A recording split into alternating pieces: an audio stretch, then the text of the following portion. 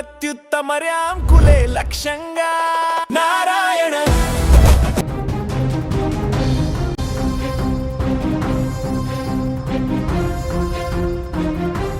Russia రాజధాని Moscow నగరంలో శనివారం రాత్రి సరిగ్గా 8 గంటలు చల్లటి గాలి నగరమంతా రద్దీగా ఉంది.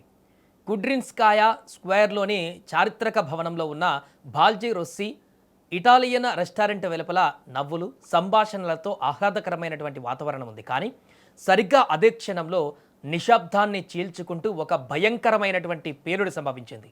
మంటల నడుమ కేకలు, రక్తంతో తడిసిన నేల, మృతదేహాలు. క్షణాల్లో ఆ ప్రాంతం మారణ హోమాన్ని తలపించింది.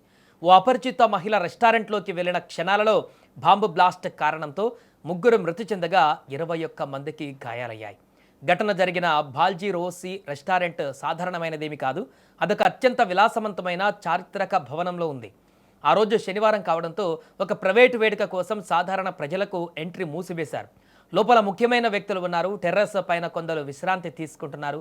సరిగ్గా 8 గంటల సమయానికి ఓ గుర్తు తెలియని మహిళ ఆ రెస్టారెంట్ మెట్లెక్కి లోపలికి ప్రవేశించడానికి ప్రయత్నించింది. ఆమె నడకలో తీవ్రమైన కంగారు, చేతిలో ఒక ప్యాకెట్.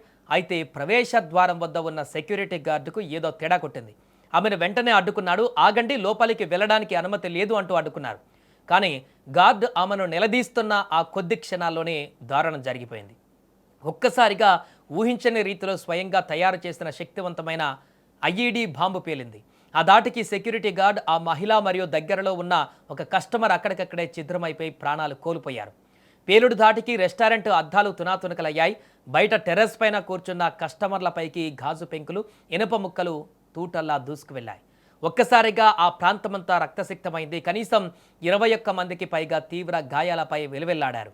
సమాచారం అందుకున్న నిమిషాల వ్యవధిలోనే రష్యా ఉగ్రవాద నిరోధక కమిటీ, ప్రసిద్ధ రష్యన్ యాంటీ టెర్రర్ స్క్వాడ్లు, ఆర్మీ దళాలు ఆ ప్రాంతాన్ని ముట్టడించాయి.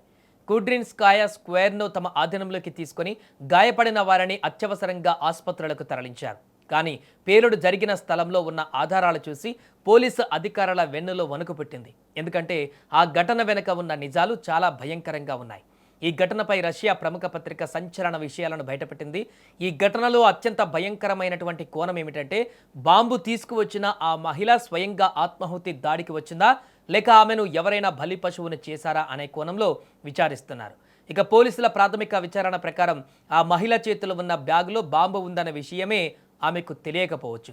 ఆ బాంబును ఎక్కడో దూరంగా కూర్చున్న మరొక వ్యక్తి రిమోట్ కంట్రోల్ ద్వారా పేల్చి ఉండవచ్చని అధికారులు అనుమానిస్తున్నారంటే ఆమెను కేవలం ఒక క్యారియర్గా వాడుకొని సరైన సమయం చూసి రిమోట్తో ఆమెతో సహా అందరినీ పేల్చివేశారా? మరియు ఆ దాడి వెనక ఎవరున్నారు? మృతుల వివరాలను అధికారులు ఎందుకు రహస్యంగా ఉంచారు? టెర్రస్పై కూర్చున్న ఏ ముఖ్యమైన వ్యక్తిని లక్ష్యంగా చేసుకుని కుట్ర పన్నారు అన్న ప్రశ్నలకు ఇప్పటి వరకు సమాధానాలైతే కనిపించడం లేదు. గత 4 ఏళ్లుగా రష్యా ఉక్రెయిన్ యుద్ధం జరుగుతున్న నేపథ్యంలో రాజధాని మాస్కో గుండకాయ లాంటి ప్రాంతంలో ఈ పేలుడు జరగడం రష్యా ప్రజలను తీవ్ర భయాందోళనకు గురిచేస్తుంది. అయితే ఇప్పటి వరకు ఉన్న సమాచారం ప్రకారం ఈ పేలుడుకు గతంలో జరిగిన పాత దాడులకు ఎలాంటి సంబంధం లేదని రష్యా అధికారులు తేల్చారు. కానీ అసలు శత్రువు ఎవరు?